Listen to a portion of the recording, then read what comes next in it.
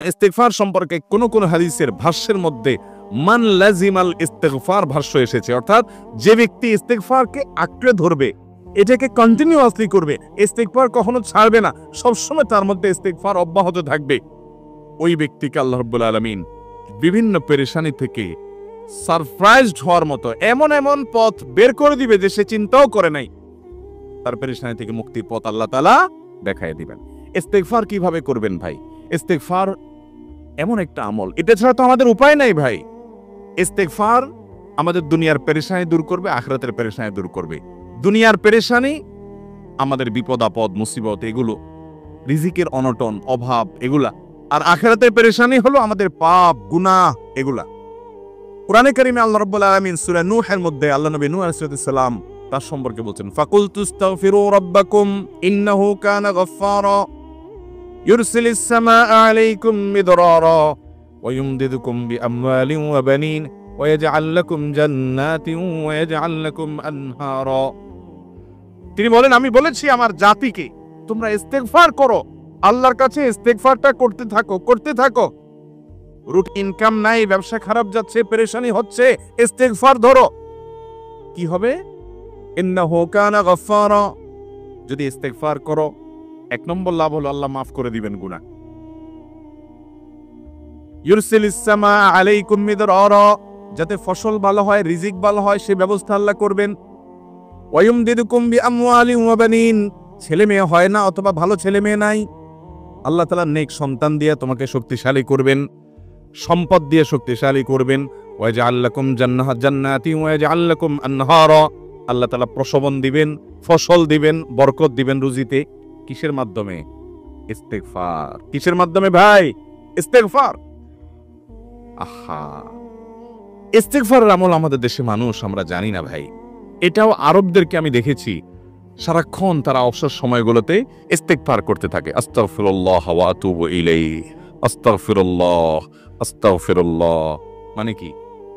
আল্লাহর কাছে আমি ক্ষমা প্রার্থনা করি, আল্লাহর কাছে আমি মাপ চাই, আল্লাহর কাছে আমি তওবা করি, আল্লাহর দিকে আমি ধাবিত হই, আল্লাহর কাছে আমি ফিরে যাই, আস্তাগফিরুল্লাহ আস্তাগফিরুল্লাহ। আপনি বসে আছেন নিরিবিলি, ভাইরা আমার, এখন আর নিরিবিলি বলতে কোনো সময় নাই, এখন আর ফ্রি টাইম নাই, এখন আর আমাদের অবসর টাইম নাই। আস্তাগফিরুল্লাহ কখন বলবো? মোবাইল টিপতে টিপতে টিপতে টিপতে, ফেসবুকের নোটিফিকেশন দেখতে দেখতে দেখতে, লাইক কমেন্ট গুনতে গুনতে আমাদের এখন কোনো ফুরসত নাই। বাহিরে তো নাই, টয়লেটে গেলেও তখন আমাদের ব্যস্ততা মোবাইল নিয়ে, ফেসবুক নিয়ে, ঘুমাইতে গেলেও আমাদের ব্যস্ততা। ও ভাই আমার, অথচ আমার হায়াত শেষ হয়ে যাচ্ছে, আমল নামার শূন্য খালি, ফেসবুক টিপাটিপিতে পরিপূর্ণ। আল্লাহর কাছে কি নিয়ে যাবেন? ইস্তিগফার করবেন তো ইনশাআল্লাহ, অবসর সময় ইস্তিগফার করবেন তো ইনশাআল্লাহ। নিরিবিলি আছেন, একাকী আছেন, ইস্তিগফার চালায় দেন। 10 সেকেন্ড টাইম পাইছেন, ইস্তিগফার শুরু করে দেন। ডাক্তারের কাছে গেছেন, ওয়েটিং এ আছেন, বসে আছেন, ইস্তিগফার করতে থাকেন। সিরিয়াল আছেন কোন কাজের, ইস্তিগফার করতে থাকেন। ডিউটিতে যাচ্ছেন, গাড়িতে, বাইসাইকেলে, বাইকে, যে কোনো ভাবে পায়ে হেঁটে ইস্তিগফার করতে থাকেন। যে কোনো অবসরের সময়গুলোকে ইস্তিগফার দিয়ে পরিপূর্ণ করে দেন। ভাইরা আমার, ইস্তিগফার সকল সমস্যার সমাধান। ইস্তিগফারের ভিতরে সবচেয়ে শ্রেষ্ঠ ইস্তিগফার হলো সাইয়্যিদুল ইস্তিগফার। সাইয়্যিদুল ইস্তিগফারটা যদি মুখস্থ না পারেন, অন্তত লিখিত ভার্সনটা পড়েন। সাইয়্যিদুল ইস্তিগফারের যে অর্থ, এটার যে মর্ম, বড় হৃদয়গ্রাহী ভাই, বড় মর্মস্পর্শী। ইমানদার এটার অর্থের দিকে তাকায় যদি পড়ে, তো তার অন্তর না গলে পারে না। আল্লাহুম্মা আনতা রব্বি, হে আল্লাহ আপনি আমার রব, আপনি আমার পালনকর্তা লাগেন, আপনার সাথে আমার এই সম্পর্ক, আমি আপনার গোলাম, আপনি আমার রব, এই সম্পর্কটা আপনার সাথে আছে। আল্লাহুম্মা আনতা রব্বি লা ইলাহা ইল্লা আন্ত, ও আল্লাহ আপনি ছাড়া আমার ইবাদত, আমার গোলামি, আমার দাসত্ব, উপাসনার উপযুক্ত আর কেউ নাই। আল্লাহুম্মা আনতা রব্বি লা ইলাহা ইল্লা আন্ত খালাকতানি, আপনি আমাকে সৃষ্টি করেছেন, ওয়া আনা আবদুক, আল্লাহ আমি আপনার গোলাম। দেখেন কিভাবে আল্লাহর সাথে সম্পর্কটার কথা বলা হচ্ছে মুহাব্বতের সাথে। খালাকতানি ওয়া আনা আবদুক, আল্লাহ আপনি আমাকে সৃষ্টি করেছেন আর আমি আপনার গোলাম। ওয়া আনা আলা আহদিকা ওয়া ওয়া'দিকা মাস্তাতা'তু, আল্লাহ আপনার সাথে যে অঙ্গীকার করেছিলাম, আলাস্তু বিরব্বিকুম, আপনি জিজ্ঞেস করেছেন, আলমে আরওয়াহাতে আমরা বলেছি বালা, হ্যাঁ আপনি আমার রব।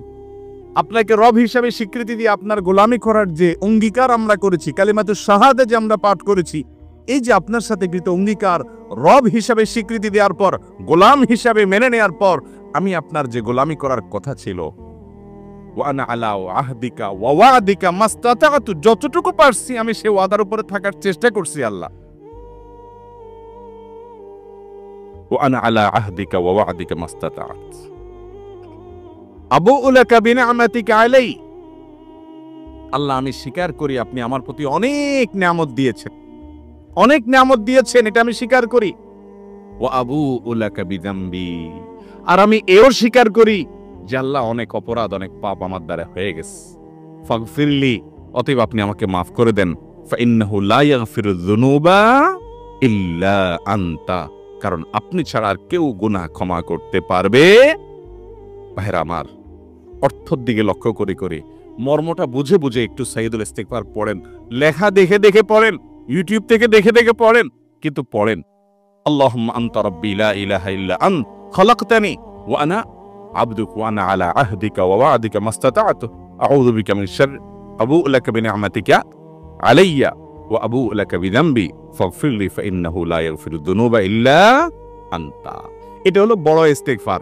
এত বড় ইস্তিগফার পড়তে পারেন না, কোনো পেরেশানি নাই, কোনো অসুবিধা নাই। সবচেয়ে ছোট ইস্তিগফার হলো আস্তাগফিরুল্লাহ, আস্তাগফিরুল্লাহ, আস্তাগফিরুল্লাহ। আল্লাহ আপনার কাছে ক্ষমা চাই, কত ভুল হয়ে যায়, কত অন্যায় হয়ে যায়। ভাইরা আমার, এটা হলো রিমুভার। ভুল করে কিছু লিখছেন, রিমুভ করে ফেলছেন, শেষ হয়ে গেছে।